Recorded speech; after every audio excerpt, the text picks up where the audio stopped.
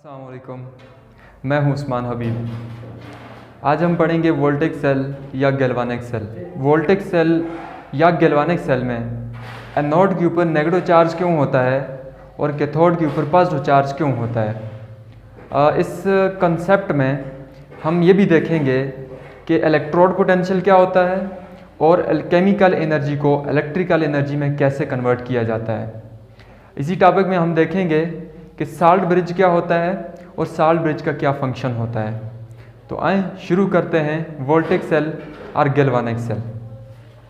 Voltage cell या galvanic cell एक ऐसा सेल होता है जिसमें केमिकल रिएक्शन होती है और केमिकल रिएक्शन के नतीजे में केमिकल एनर्जी इलेक्ट्रिकल एनर्जी में कन्वर्ट होती है। ऐसे सेल को हम वोल्टेज सेल और गैल्वानिक सेल बोलते हैं। गैल्वानिक सेल या वोल्टेज सेल को वोल्टेज सेल क्यों कहा जाता है? क्योंकि ये दो साइंटिस्ट लुइगी गैल्वानिक और एलिजेंड्रो वोल्टा ने प्रेजेंट किया था। इसलिए हम इस सेल को गैल्वानिक सेल या वोल्टेज सेल बोलते हैं। दो साइंटिस्ट जिनमें एक का नाम लुइगी गैल्वानिक, दूसरे साइंटिस्ट का नाम एलिजेंड्रो वोल्टा। गैल्वानिक सेल को या वोल्टेज सेल को इसलिए कहते हैं क्योंकि ये दो साइंटिस्ट के एक्सपेरिमेंट के बाद इन्वेंट हुआ। वो दो साइंटिस्ट लुइगी गैल्वानिक और एलिजेंड्रो वोल्टिक, इन दो साइंटिस्ट ने जो एक्सपेरिमेंट परफॉर्म किया वो एक्सपेरिमेंट क्या था? इस एक्सपेरिमेंट में यूँ हुआ कि एक कंटेनर लिया गया और उस कंटेनर के अंदर कॉपर सल्फेट का सॉल्यूशन ले लिया गया। एक कंटेनर लिया और उस कंटेनर के अंदर कॉपर सल्फेट का सॉल्यूशन बना दिया गया।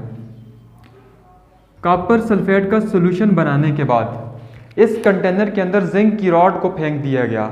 जब इस कंटेनर के अंदर जिंक की रॉड को फेंक दिया गया तो तीन तरह की ऑब्जर्वेशन सामने आई। नंबर 1, जब जिंक रॉड को इस कंटेनर के अंदर फेंक दिया गया तो रिएक्शन स्टार्ट हो गई। रिएक्शन अपने आप ही स्टार्ट हो गई, यानी स्पॉन्टेनियस रिएक्शन स्टार्ट होगी। रिएक्शन होने के बाद ये देखा गया कि जिंक रॉड का वेट कम होता गया और सॉल्यूशन का जो ब्लू कलर था वो ख़त्म हो चुका था। और जब इस कंटेनर को टच किया गया तो ये कंटेनर वार्म अप हो गया था। तो तीन ऑब्जर्वेशन, नंबर 1 जिंक रॉड का वेट कम हो गया था, नंबर 2 ब्लू कलर डिसअपीयर हो गया, नंबर 3 जो कंटेनर था उसका टेम्परेचर भी इंक्रीज हो गया। तो जब ये देखा गया कि इस मेटल रॉड, जो जिंक की मेटल रॉड है, इसका वेट कम क्यों हुआ, तो पता चला कि ये जो जिंक मेटल रॉड के ऊपर जिंक एटम्स हैं ये सारे के सारे अपने इलेक्ट्रॉन लॉस करते हुए सॉल्यूशन में आते जा रहे हैं। ये जो जिंक एटम्स हैं ये एक्वस फॉर्म में आते जा रहे हैं अपने इलेक्ट्रॉन लॉस करने के बाद। ये सारे जिंक एटम सॉल्यूशन में आ चुके हैं। इसलिए इस जिंक रॉड का जो वेट था वो कम होता गया। जिंक जो कि सॉलिड फॉर्म में है, 2 इलेक्ट्रॉन लॉस करने के बाद जिंक एक्वस फॉर्म में कन्वर्ट हो गया। इसलिए जिंक रॉड का वेट कम होता गया। जब ये देखा गया कि इस सॉल्यूशन का जो ब्लू कलर है वो डिसअपीयर क्यों हुआ, तो पता चला जो ब्लू कलर प्रोड्यूस करने वाले कॉपर आयंस थे वो सॉलिड में कन्वर्ट हो चुके हैं। जो सॉल्यूशन के अंदर कॉपर +2 आयंस हैं वो जिंक के 2 इलेक्ट्रॉन गेन करने के बाद कॉपर सॉलिड में कन्वर्ट हो चुके थे। इसलिए जो ब्लू कलर था वो डिसअपीयर होता गया, क्योंकि जब कभी किसी सॉल्यूशन में कॉपर +2 आयंस होंगे तो उस सॉल्यूशन का जो कलर होगा वो ब्लू होगा। अगर उसमें से कॉपर +2 आयंस खत्म होते जाएंगे तो उसका ब्लू कलर डिसअपीयर होता जाएगा। तो तीसरी ऑब्जर्वेशन थी टेम्परेचर। टेम्परेचर इस कंटेनर का इंक्रीज होता गया। ये जो कंटेनर था ये वार्म अप हो चुका था। इसका मतलब ये हुआ कि केमिकल रिएक्शन हुआ, और केमिकल रिएक्शन होने के बाद, केमिकल रिएक्शन होने का मतलब केमिकल एनर्जी कन्वर्ट हो रही थी। कौन सी एनर्जी में? हीट एनर्जी में। हीट एनर्जी में। तो 3 इंपॉर्टेंट ऑब्जर्वेशंस हमारे सामने आ गई। नंबर 1, जिंक मेटल रॉड का वेट कम होता गया। नंबर 2, कॉपर जो ब्लू कलर दे रहा था उसके आयंस खत्म होकर सॉलिड में कन्वर्ट होते गए। नंबर 3, जो केमिकल रिएक्शन हो रहा था उसके नतीजे में टेम्परेचर इंक्रीज होता गया कंटेनर का। केमिकल एनर्जी हीट एनर्जी में कन्वर्ट होती गई।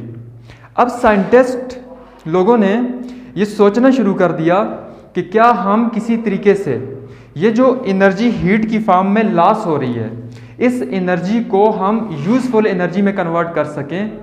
तो उन्होंने सोचना शुरू कर दिया। उन्होंने ये सोचना शुरू कर दिया कि किसी तरीके से हम इस हीट एनर्जी को जो कि लॉस हो रही है, जो कि हमारे लिए यूजफुल नहीं है, जो कि लॉस हो रही है, इस एनर्जी को यूज करके हम वो इलेक्ट्रॉन्स जो जिंक लॉस कर रहे हैं और कॉपर गेन कर रहा है, इन इलेक्ट्रॉन्स को इस हीट एनर्जी को यूज करके किसी सर्किट में अगर फ्लो करवाएं तो हमारे पास इलेक्ट्रिसिटी जनरेट हो सकती है। Mean chemical energy electrical energy में कन्वर्ट हो सकती है। तो उन्होंने यही सोल्यूशन निकाला। ये आइडिया उनके लिए था जो कि गैल्वेनिक सेल और वोल्टेक सेल की इन्वेंशन के लिए करामत साबित हुआ। उन्होंने क्या किया? 2 कंटेनर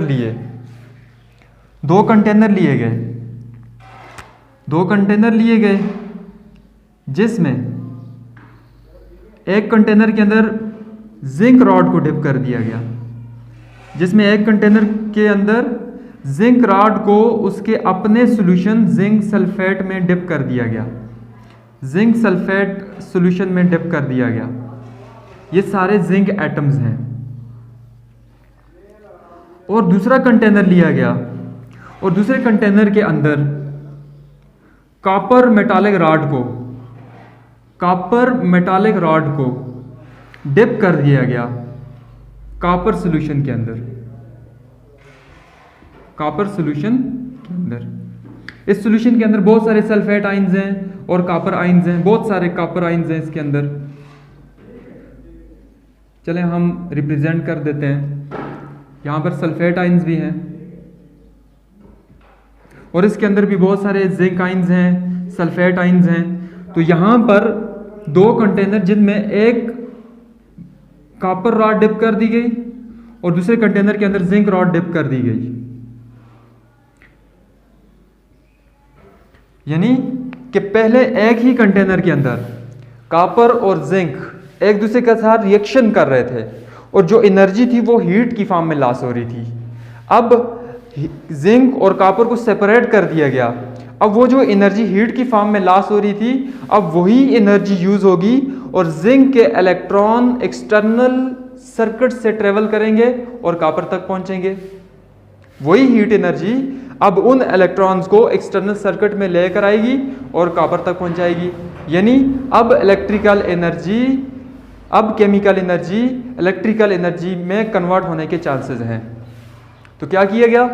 यहां पर जब इस मेटालिक रॉड के अंदर जिंक डिप कर दिया गया और इस कंटेनर के अंदर कॉपर मेटालिक रॉड डिप कर दिया गया और इन दोनों को कनेक्ट कर दिया गया वोल्ट मीटर के साथ, ताकि अगर इस सर्किट में से इलेक्ट्रॉन फ्लो करके जाएं तो वोल्ट मीटर की जो नीडल है वो हमें शो कर दे कि इस सर्किट में से करंट पास हुआ है। किसी भी सर्किट में से इलेक्ट्रॉन का पास होना ही करंट है। अगर इलेक्ट्रॉन जिस डायरेक्शन में इलेक्ट्रॉन पास हो रहे हैं, करंट की डायरेक्शन उसके अपोजिट होती है। अगर सपोज करते हैं यहां पर जिंक जो कि सॉलिड एटम्स हैं, वो सारे के सारे सॉलिड जिंक एटम्स अपने इलेक्ट्रॉन लॉस करने के बाद एक्वस फॉर्म में कन्वर्ट होते जा रहे हैं और वो जिंक आयंस बनते जा रहे हैं। जब जिंक अपने इलेक्ट्रॉन रॉड के ऊपर छोड़ के आएगा तो रॉड के ऊपर कौन सा चार्ज आएगा? नेगेटिव चार्ज आएगा। और जिंक किधर आता जाएगा? जिंक खुद सॉल्यूशन में आता जाएगा, जिंक सॉल्यूशन में आता जाएगा और अपने इलेक्ट्रॉन रॉड के ऊपर छोड़ेगा, इसलिए रॉड के ऊपर कौन सा चार्ज आएगा? Negative charge. तो यहां पर क्या हो रहा है? यहां पर जो जिंक सॉलिड फॉर्म है वो कन्वर्ट हो रही है जिंक एक्वस फॉर्म में, जिंक एक्वस फॉर्म में, और 2 इलेक्ट्रॉन का लॉस हो रहा है। और यानी जिंक सॉलिड एटम्स अपने इलेक्ट्रॉन रॉड को दे रहे हैं और खुद आयंस बन के नीचे सॉल्यूशन में आते जा रहे हैं। अब इसलिए इस मेटालिक रॉड के ऊपर इलेक्ट्रॉन का लॉस होगा। जिस मेटालिक रॉड के ऊपर इलेक्ट्रॉन का लॉस हो उस मेटालिक रॉड को एनोड बोला जाता है। जिस मेटालिक रॉड के ऊपर इलेक्ट्रॉन का लॉस हो उस मेटालिक रॉड को एनोड बोला जाता है। अब यहां पर क्या हो रहा है? यहां पर इलेक्ट्रॉन जो इस रॉड के ऊपर है वो फ्लो कर रहे हैं एक्सटर्नल सर्किट के थ्रू, वो एक्सटर्नल सर्किट के थ्रू फ्लो कर रहे हैं और फ्लो करने के बाद कॉपर मेटालिक रॉड पे आ जाते हैं और वोल्टमीटर की नीडल डिफ्लेक्शन शो करती है कि इस वायर में से करंट पास हुए, इलेक्ट्रॉन पास हुए।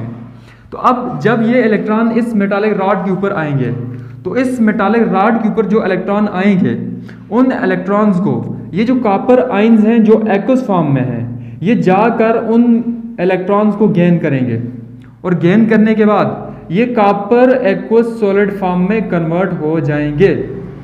ये जो कॉपर एक्वस है जो सॉल्यूशन के अंदर है ये अपने 2 इलेक्ट्रॉन गेन करेंगे जो एक्सटर्नल सर्किट के थ्रू जिंक ने भेजे हैं वहां पे। ये उन 2 इलेक्ट्रॉन को गेन करेंगे, गेन करने के बाद ये सॉलिड फॉर्म में कन्वर्ट हो जाएंगे और यहाँ सॉल्यूशन में से एक पॉजिटिव चार्ज आता जाएगा और यहाँ पर ये डिपॉजिट होते जाएंगे, यहाँ पर आते जाएंगे और यहाँ पर ये डिपॉजिट होते जाएंगे। क्योंकि मेटालिक रॉड से इलेक्ट्रॉन लिए जा रहे हैं इसलिए मेटालिक रॉड के ऊपर कौन सा चार्ज आएगा? Positive charge. इस मेटालिक प्लेट के ऊपर पॉजिटिव चार्ज आएगा और क्योंकि यहाँ पर रिडक्शन हो रही है, जिस मेटालिक रॉड के ऊपर रिडक्शन हो, इलेक्ट्रॉन का गेन हो, उस मेटालिक रॉड को कैथोड बोला जाता है। तो अब आपके क्वेश्चन का आंसर मिल गया कि एनोड के ऊपर नेगेटिव चार्ज क्यों होता है?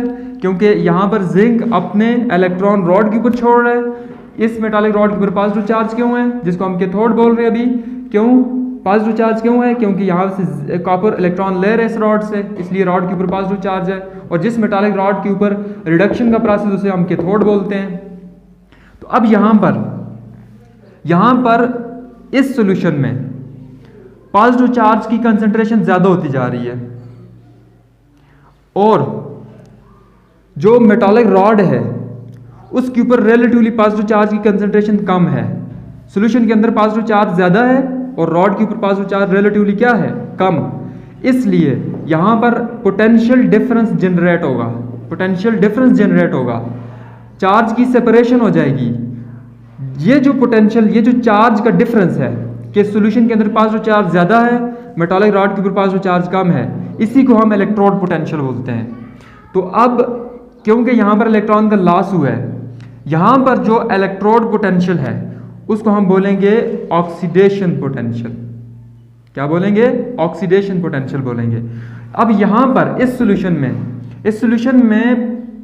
सॉल्यूशन के अंदर पॉजिटिव चार्ज कम हो रहे हैं और मेटालिक रॉड के ऊपर क्योंकि इलेक्ट्रॉन लिए जा रहे हैं तो मेटालिक रॉड के ऊपर पॉजिटिव चार्ज ज्यादा होता जा रहा है। तो मेटालिक रॉड के ऊपर पॉजिटिव चार्ज ज्यादा है, सॉल्यूशन के अंदर पॉजिटिव चार्ज कम है, इसलिए यहां पर भी चार्ज का डिफरेंस जनरेट हो रहा है लेकिन इलेक्ट्रॉन का गेन हो रहा है, इसलिए हम इसको बोलेंगे रिडक्शन पोटेंशियल। इसको हम बोलेंगे रिडक्शन पोटेंशियल क्योंकि ये 1 मोलर सॉल्यूशन लिया गया है, ये भी 1 मोलर सॉल्यूशन है और ये भी 1 मोलर सॉल्यूशन है और जो स्टैंडर्ड कंडीशंस है वो मेंटेन की गई है। 298 केल्विन टेम्परेचर है यहाँ पर और 1 एटमॉस्फेरिक प्रेशर है, इसलिए ये जो इलेक्ट्रोड पोटेंशियल है इसके ऊपर हम नॉट लगा लेते हैं। ये स्टैंडर्ड ऑक्सीडेशन पोटेंशियल को रिप्रेजेंट करता है और ये स्टैंडर्ड रिडक्शन पोटेंशियल को रिप्रेजेंट करता है। जब दोनों सेल्स को सेपरेट करके कनेक्ट कर दिया गया तो अब वो जो हीट एनर्जी थी वो यूज हो रही है इलेक्ट्रॉन को एक्सटर्नल सर्किट में ट्रेवल करवाने में यूज़ हो रही है। मीन कि chemical energy is converted to electrical energy. लेकिन यहाँ पर एक प्रॉब्लम फेस किया कि उन्होंने यहाँ पर बल्ब लगा लिया और बल्ब लगाकर चेक किया। चेक करने के बाद पता चला कि जो एक्सटर्नल सर्किट में इलेक्ट्रॉन फ्लो कर रहे हैं वो तो थोड़ी देर के लिए फ्लो कर रहे हैं, थोड़ी देर के लिए बल्ब ऑन हो जाता है, फिर उसके बाद बल्ब ऑफ हो जाता है। तो अब ये एक नई प्रॉब्लम क्रिएट हो गई कि आपके पास जो केमिकल रिएक्शंस हो रहे हैं उसके नतीजे में इलेक्ट्रिसिटी तो जनरेट हो रही है, इलेक्ट्रॉन तो एक्सटर्नल सर्किट में फ्लो कर रहे हैं, लेकिन वो तो थोड़ी देर के लिए फ्लो कर रहे हैं। जब इसकी वजह क्या थी? इसकी वजह ये थी कि ये जो सोल्यूशन था इसके अंदर पॉजिटिव चार्ज ज़्यादा होता जा रहा है।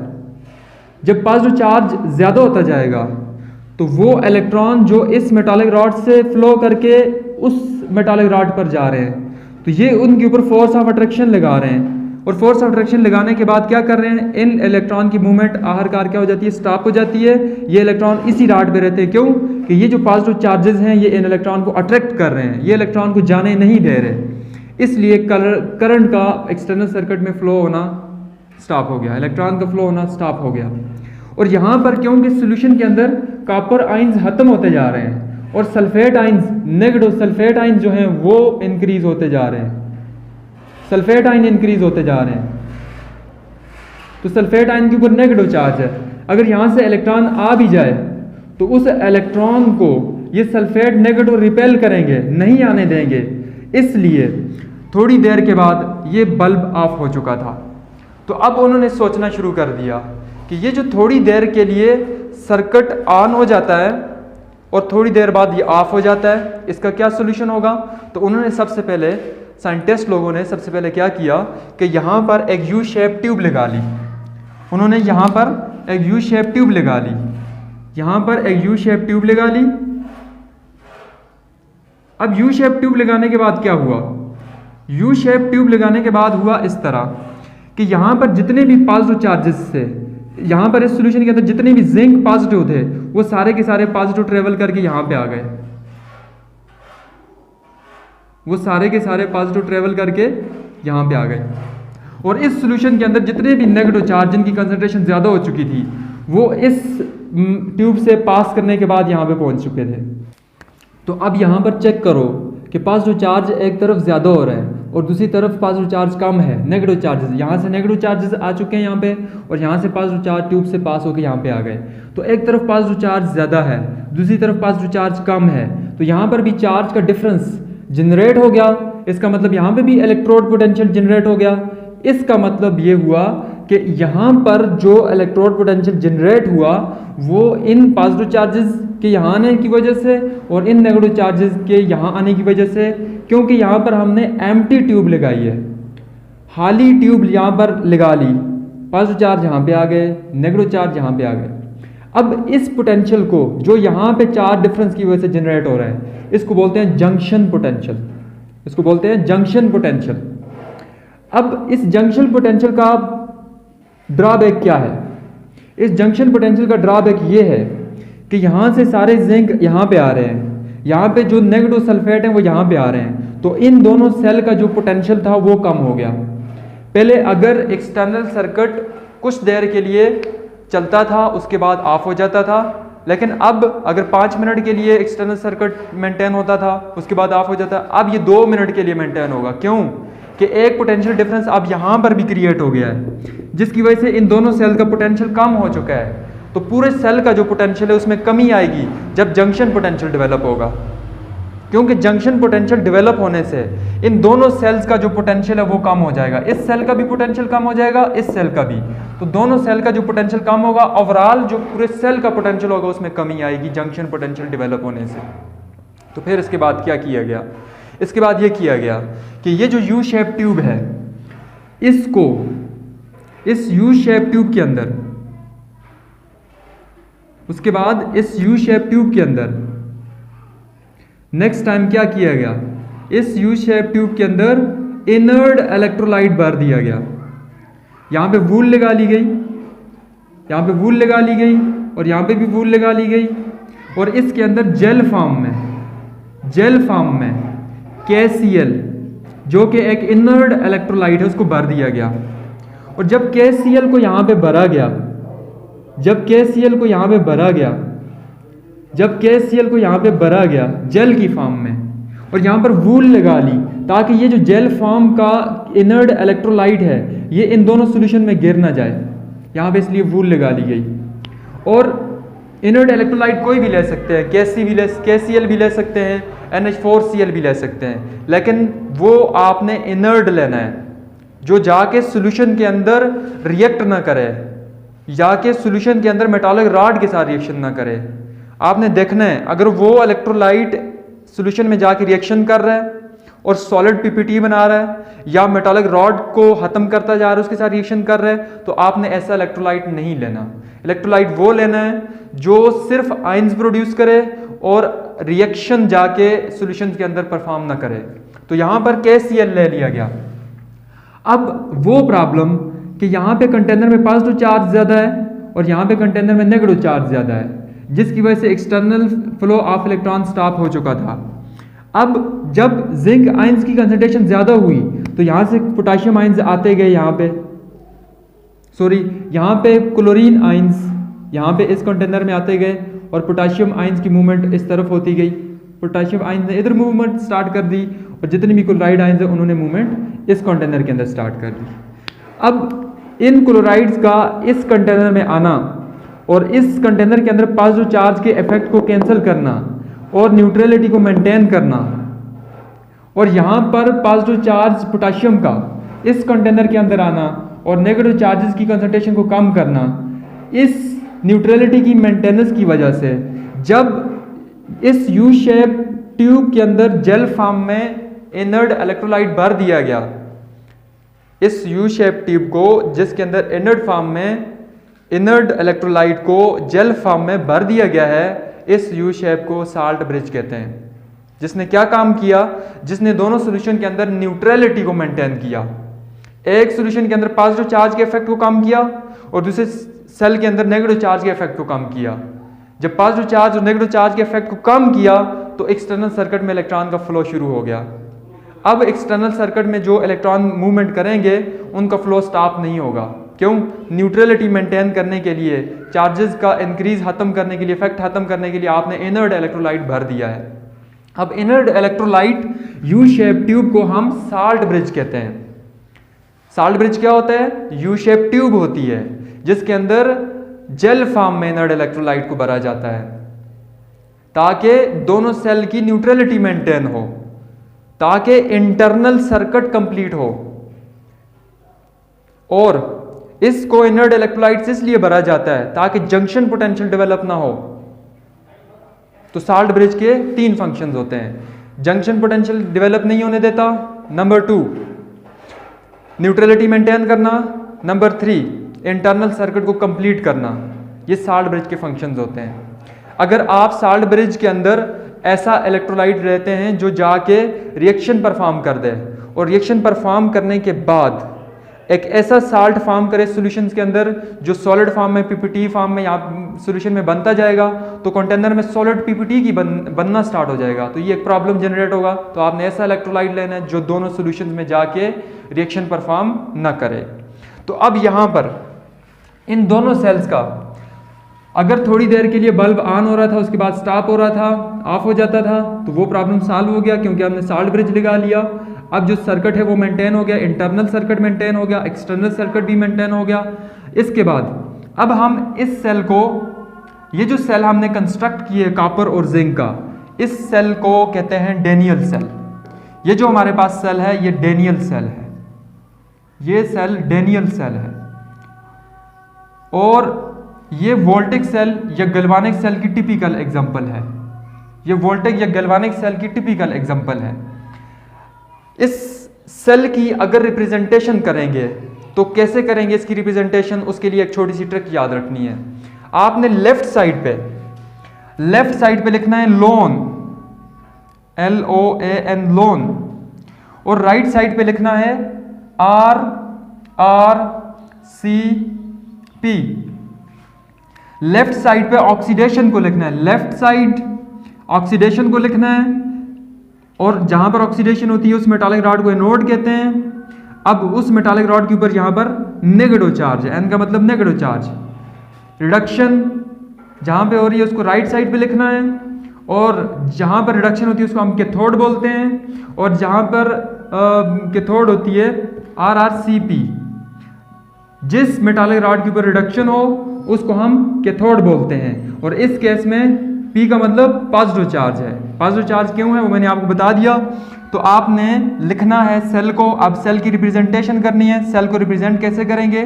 सेल की रिप्रेजेंटेशन के लिए zinc solid phase convert into zinc aqueous form, और ये डबल लाइन रिप्रेजेंट करेंगी साल्ट ब्रिज को, और यहां पर कॉपर एक्वस फॉर्म से कन्वर्ट होंगे कॉपर सॉलिड फॉर्म में।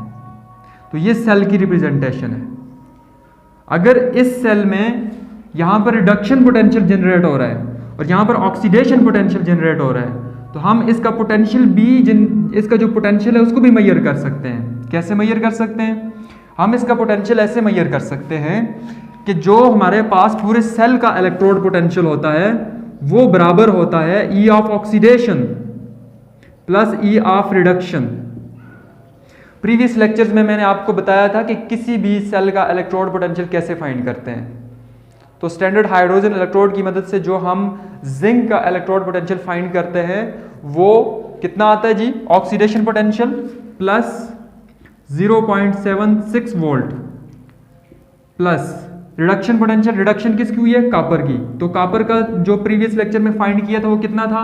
प्लस 0.34 वोल्ट इसका इलेक्ट्रोड पोटेंशियल होता है। दोनों को प्लस करेंगे तो 1.1 वोल्ट का इलेक्ट्रिसिटी जनरेट होगा इस गैल्वानिक सेल में या इस वोल्टेक सेल में। तो लुइगो गैल्वानिक और एलिजेंड्रो वोल्टा, ये दो scientist electrical energy chemical energy को इलेक्ट्रिकल एनर्जी में कन्वर्ट करने में कामयाब हो गए, और इन्होंने बहुत ही इम्पॉर्टेंट इन्वेंशन की, और आज हम उस इन्वेंशन से फ़ायदा उठा रहे हैं। आज जो डिफरेंट बैटरीज़ बनाई गई हैं और उन बैटरीज़ को हम गाड़ियों में भी यूज़ करते हैं, उन बैटरीज़ या उन सेल्स को हम क्लॉक के अंदर, मोबाइल्स के अंदर और डिफरेंट इलेक्ट्रॉनिक्स के अंदर यूज़ करते हैं। तो ये बहुत ही इम्पॉर्टेंट इन्वेंशन थी। तो इसमें आप यहाँ पर अगर रिएक्शंस को टोटल करना चाहते हैं तो रिएक्शंस को टोटल कैसे करेंगे? यहाँ पर हम रिएक्शन दोबारा से लिख लेते हैं कि हमारे पास दो रिएक्शन परफॉर्म हुए। एक में जिंक सॉलिड फॉर्म में इलेक्ट्रॉन लॉस हुए और Zn+2 की फॉर्मेशन हो गई, और दूसरा हमारे पास कॉपर एक्वस फॉर्म में इलेक्ट्रॉन गेन हुए और कॉपर सॉलिड की फॉर्मेशन हुई। इसको 2 इलेक्ट्रॉन को कैंसिल कर देंगे, तो यहाँ पर हम रिडॉक्स रिएक्शन लिख रहे हैं अभी। तो जिंक सॉलिड जो है वो रिएक्शन करता जा रहा है। जिंक सॉलिड का रिएक्शन है कॉपर+2 एक्वस के साथ, और फॉर्मेशन है जिंक+2 एक्वस फेज की प्लस कॉपर सॉलिड फेज की फॉर्मेशन है। तो गैल्वानिक सेल के कॉन्सेप्ट्स को याद रखिएगा। साल्ट ब्रिज का कॉन्सेप्ट क्या है, तो आज इसको प्रैक्टिस करें। अगर आपको कोई क्वेश्चन है तो आप उसको कमेंट बॉक्स में लिख दें, आपको आंसर मिलेगा।